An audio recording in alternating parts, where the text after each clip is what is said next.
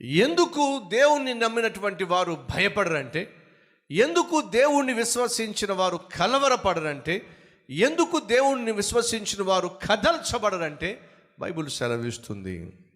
ఎందుకో తెలుసా? ఎప్పటికప్పుడు ఆయన నాకు ఏ సహాయం కావాలో ఆ సహాయాన్ని ఇస్తాడు. భయపడేవాడికి దేవుని సహాయం ఏంటో చెప్పండి? ధైర్యం.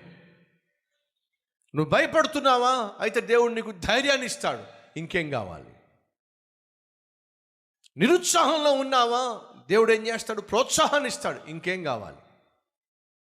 అనారోగ్యంతో ఉన్నావా? దేవుడు ఏం చేస్తాడు? ఆరోగ్యాన్ని ఇస్తాడు. ఇంకేం కావాలి? అపజయం పాలయ్యావా? దేవుడు ఏం చేస్తాడు? జయాన్ని ఇస్తాడు.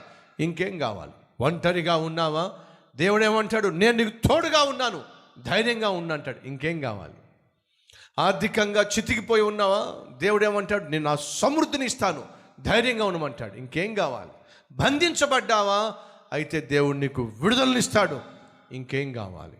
అవమానంతో నిందతో తలదించుకున్నావా? అయితే దేవుడు ఏమంటాడు? నీ తల ఎత్తువాడను నేను.